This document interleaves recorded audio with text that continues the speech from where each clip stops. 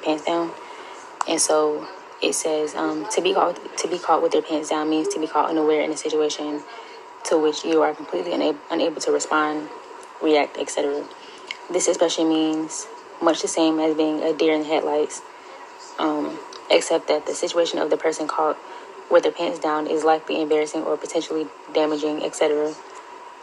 This often involves a sexually compromising situation or something else one should not be doing. As well, it can simply mean that someone is unprepared to act, and this lack of preparation is bad for the reputation, career, etc. The idiom is similar to being caught red-handed, except that it does not involve being caught.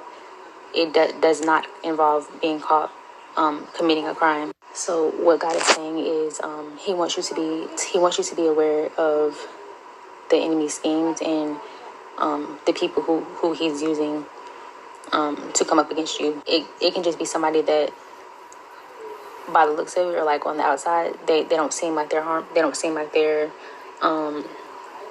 harmful in whatever way it is that they're presenting themselves to you. They don't seem harmful to you, but they're really being used by the devil to speak certain things in your life, or to just block you from hearing or receiving God's word and letting His will be done in your life. He also wants you to watch what you say. He wants you to think before you speak. And so the enemy he will always attack your mind and your thoughts first. So God is wanting you to be more aware of the truth before you speak anything over your life or anybody else's. So it's like to be aware when it's the enemy versus when it's God, so that you don't get caught in a situation where you don't know what to say, or whatever it is that you do say isn't the truth. And it's like, you know what I'm saying? Because especially during this hour, the enemy is trying to get us to doubt God's word and God's promises, and he's trying to get us to do it to ourselves, basically. Like, He wants us to count ourselves out and deny God's word and deny God's promise. And so some people have already done this. I'm not gonna lie, I have.